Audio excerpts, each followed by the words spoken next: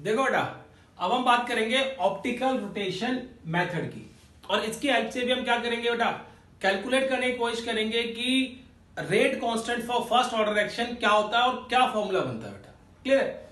अब देखो, optical rotation method की बात करें, यहां पे हमने लिखा हुआ है, तो आपको पता है कि ऑप्टिकली एक्टिव कंपाउंड होते हैं कुछ। क्या होते हैं? ऑप्टिकली एक्टिव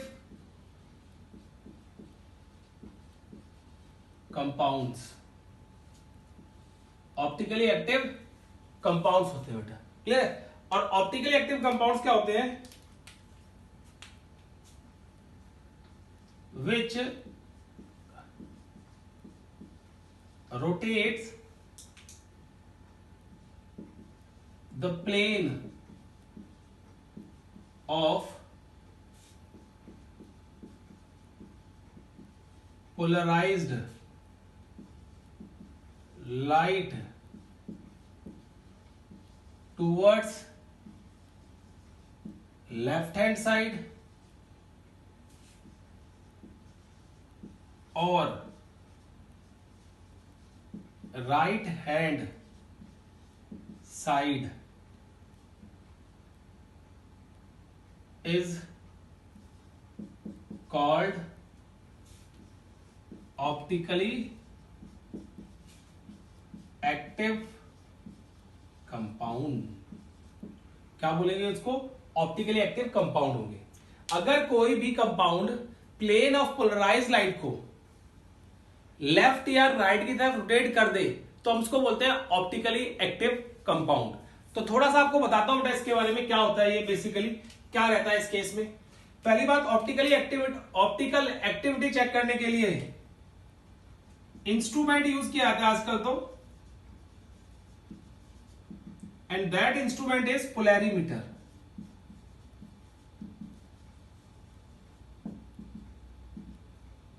क्या यूज करते हैं? Polarimeter.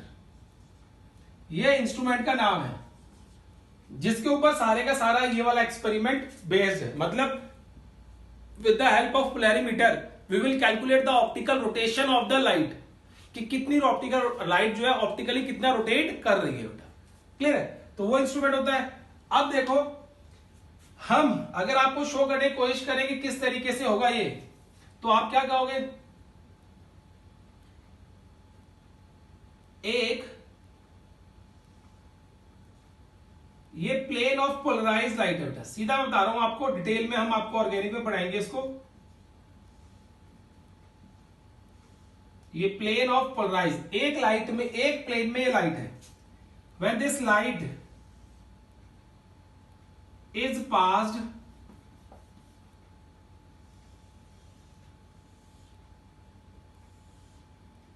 Through a cuvette having solution, ये एक क्यूबिट है जिसके अंदर हमने क्या फिल किया है बेटा? सॉल्यूशन को फिल कर दिया।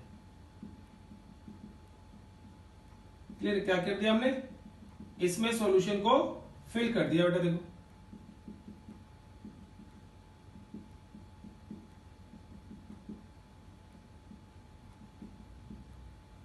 क्लियर है? और अब देखो, इस तरफ से खड़े होके हम क्या कर रहे हैं, इसको देख रहे हैं। सपोज करो ये जो क्यूब है मेरे सामने ऐसे रखी हुई है और प्लेन ऑफ पोलराइज लाइट सामने से आ रही है। क्लियर है? अगर ये प्लेन ऑफ पोलराइज लाइट है, this plane of polarised light, अगर ये प्लेन ऑफ पोलराइज लाइट है, ठीक है, एज इट इज पास हो जाती है बेटा। मतलब ये सॉल्यूशन से पास होने के बाद एज इट इज निकल आती है इस तरीके से ही, सीधा बेटा। तो हम कहेंगे कंपाउंड जो है वो ऑप्टिकली इनएक्टिव है, ऑप्टिकली इनएक्टिव है बेटा। क्लियर है? अगर ये लाइट राइट हैंड साइड की तरफ रोटेट कर जाती है, देखो मैं राइट हैंड है बेटा, इधर रोटेट करके देखो इस तरीके से, डन। तो हम इसको बोलते हैं dextro rotatory, what we call it, dextro rotatory, और स्मॉल डी से रिप्रेजेंट करते हैं। क्लियर है। एंड सेकेंड, अगर ये लेफ्ट की तरफ रोटेट कर जाती है तो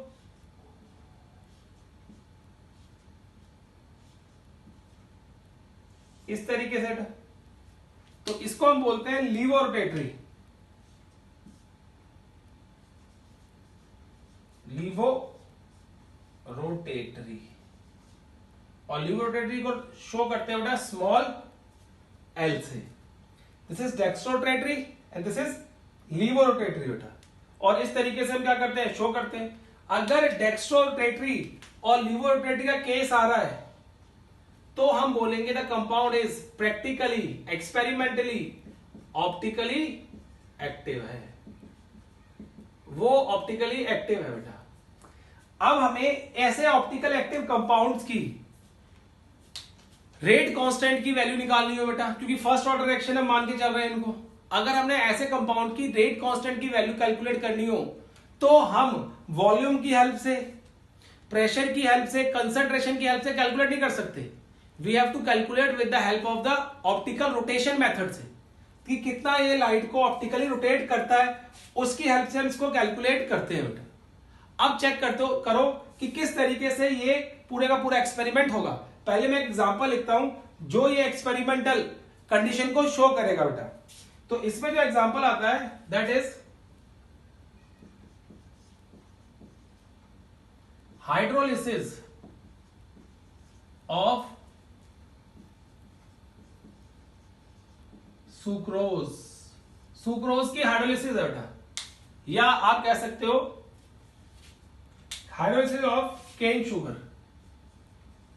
केन शुगर बेटा। क्या कहेंगे, hydrolysis of cane sugar. Clear बेटा केस। मैं 2 मिनट चेक करो, मैं 2 मिनट आया।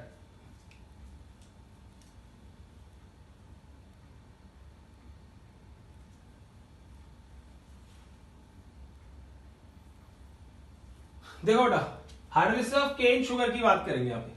अब लिखते हैं, चलो बेटा देखो क्या होता है। C12H22O11, C12H22O11 प्लस इसकी हाइड्रोलिसिस करेंगे H2O in the presence of acid, you will gate C6H12O6, this is glucose, plus C6H12O6, this is fructose. एक क्या बेटा ग्लूकोज है और दूसरा क्या बेटा फ्रक्टोज है। Clear case. एक क्या यहां पे ग्लूकोज है और दूसरा क्या बेटा हमारे पास, दैट इज फ्रक्टोज। अब देखो बेटा इस केस में हमने यहां पे देखा कि इसका angle of rotation initially that was 66.5 degree था, प्लस मतलब डेक्स्ट्रो रोटेटरी थी कंपाउंड। जो केन शुगर है that is dextro rotatory. Done बेटा। अब जो ग्लूकोज था इसका एंगल ऑफ रोटेशन हुआ 52.5 एंड फ्रक्टोज का हमें मिला -92 डिग्री। अब दोनों को कंबाइन करके we get laevo rotatory compound.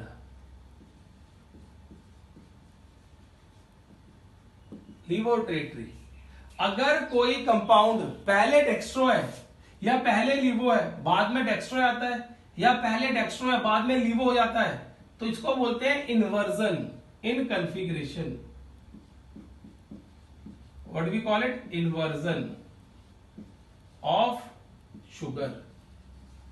This term is known as inversion of sugar, कि शुगर का इन्वर्ट हो जाना बेटा, उसकी रोटेशन चेंज हो जाना पूरी। अब देखो बेटा किस तरीके से मैं मानता हूं इसको। क्लियर है। किस तरीके से चेक करता हूं, देखो आप ध्यान से। मैंने क्या किया, एक व्हील बना लिया बेटा। पोलैरिमीटर के अंदर जो हम चेक करते हैं वो चेक कर लिया। यहां पे मैंने मान लिया 0 डिग्री का angle, here 90 degree, with respect to 0 this is 180 and with respect to 0 this is 90. Done बेटा. अब इनिशियली मैंने चेक किया ये 0 डिग्री का एंगल है विद सेंटर. ठीक है, तो इनिशियली क्या हुआ, angle of rotation of cane sugar that is R not.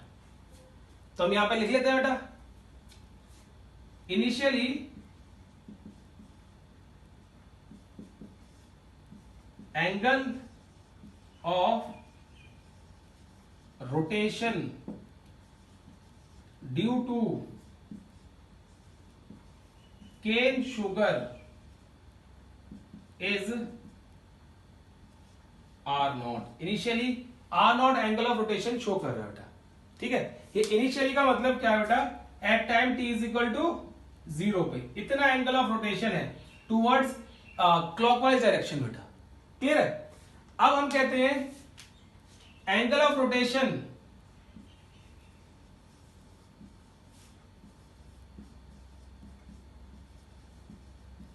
After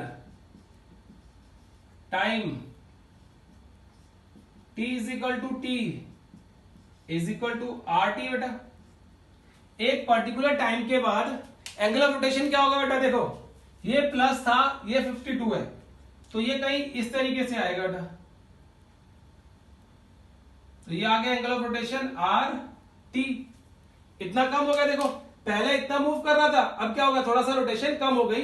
जैसे जैसे टाइम बढ़ रहा है, जैसे टाइम बढ़ रहा है एंगल ऑफ रोटेशन क्या होगी, इसकी आर टी होगी बेटा, कम हो गई. अब हम कहते हैं angle of rotation, angle of rotation after time t is equal to infinity, that is r infinite.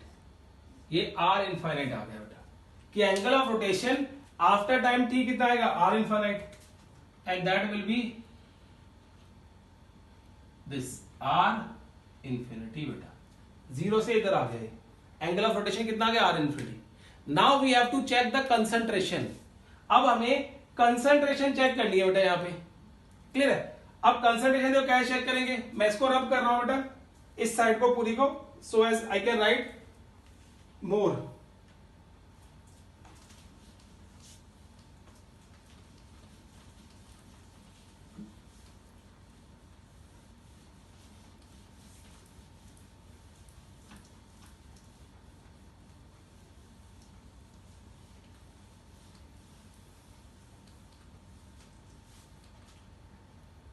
देखो बेटा हम चेक करेंगे इनिशियल कंसंट्रेशन, क्या रिलेट करेंगे बेटा इसको, at t is equal to 0 time पे इनिशियल कंसंट्रेशन ऑफ C12H22O11 क्या होगी बेटा, विल बी कितनी होगी, ये आपको चेक करना है बेटा.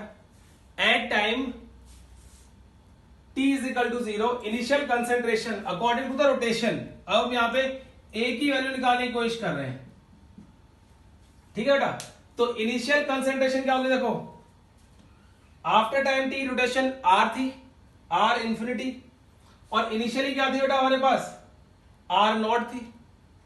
अगर मैं इस r इंफिनिटी में से r नॉट माइनस कर दूं, ठीक है, r इंफिनिटी में से अगर मैं r नॉट माइनस कर दूं, I will get the exact angle at that time. तो कितना रोटेट किया होगा इस कंसंट्रेशन ने, तो ये आ गया बेटा r infinity minus r naught. तो a की वैल्यू हमारे पास क्या आ गई, r infinity minus r naught बेटा. Clear case. अब वो कहते हैं at time t is equal to T, change in concentration, change in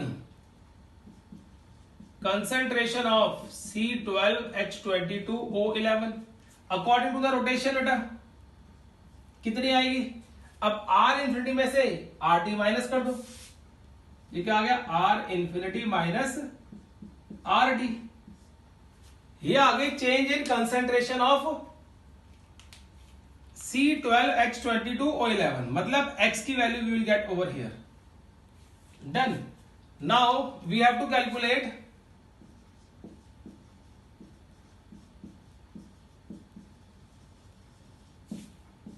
A minus X. तो यहां पे सारे के सारे प्रोपोर्शनल है, तो A माइनस एक्स किसके प्रोपोर्शनल होगा? इट विल बी A कितना बेटा हमारे पास? R infinity minus R naught minus R infinity minus R T. ठीक है बेटा, जब इसको सॉल्व करेंगे तो हमारे पास क्या आएगा? आर इन्फिनिटी से आर इन्फिनिटी कट जाएगा, you will get R T minus R naught. ये आ गया। अब देखो इस केस में क्या एक्सप्रेशन बन गया बेटा? K is equal to 2.303 upon T log R infinity minus R naught upon R T minus R naught. कितनी रोटेशन चेंज हो गई है बेटा वहां पे, उसकी बात करते हैं। तो इस तरीके से we will get this particular expression बेटा। तो हमें इस तरीके से ये एक्सप्रेशन मिल जाता है यहां पे बेटा। क्लियर क्या है? हमें इस तरीके से ये एक्सप्रेशन वहां पे मिल जाएगा बेटा। Clear case? अब देखो इसमें कुछ केस आते हैं बेटा। केस क्या आते हैं देखो? Case number 1,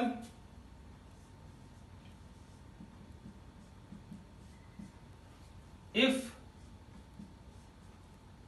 initial rotation value is not given, मतलब आर डॉट को 0 लेके चलो बेटा, तो हमारे पास एक्सप्रेशन क्या बन जाएगा? तो वाला you will get K is equal to T log R infinity upon R T.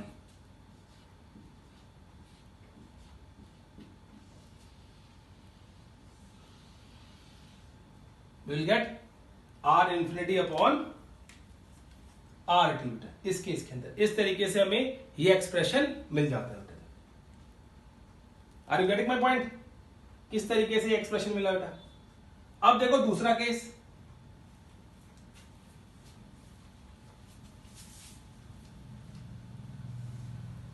Second case की बात करते हैं हम यहां पे।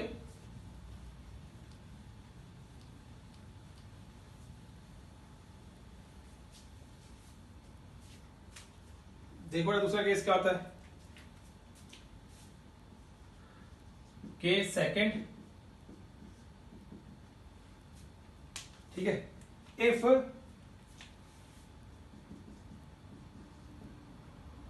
Infinite rotation, infinite time rotation is not given, अगर वो नहीं दे रखी बेटा, if infinite time rotation is not given, तो देखो क्या होगा बेटा, यहां पे आर इन्फिनिटी को आप 0 पुट करोगे। If you put the R infinity is equal to 0, तो देखो क्या एक्सप्रेशन मिलेगा हमें? 2.303 upon T log R infinity is equal to 0 लिख दिया था ऊपर, ये आ गया, minus R naught upon R T minus R naught. अब इस माइनस साइन को एडजस्ट करना है बेटा, तो कैसे एडजस्ट करोगे? देखो k is equal to 2.303 upon T log R naught upon R naught minus R T, this is the expression. तो ये कुछ एक्सप्रेशन है on the basis of angle of rotation, और आप इन सब एक्सप्रेशन को याद रखोगे बेटा, और इनके ऊपर बेस्ड न्यूमेरिकल भी आते हैं बेटा, और वो न्यूमेरिकल मैं आपको लाइव क्लास के अंदर कराऊंगा। तो आज हमारे पास 3-4 कंसेप्ट हो गए बेटा, और चारों कंसेप्ट को देख के आपको ये सारे के सारे कंसेप्ट याद होने चाहिए, और फॉर्मूले आपको बाय हार्ट याद होने चाहिए, then you are able to solve the numerical in competition exams as well as in CBSE board. बेटा क्लियर है? तो आज के लिए इतना ही काफी है बेटा। Till then next lecture, take care and bye bye. ध्यान रखो बेटा अपना।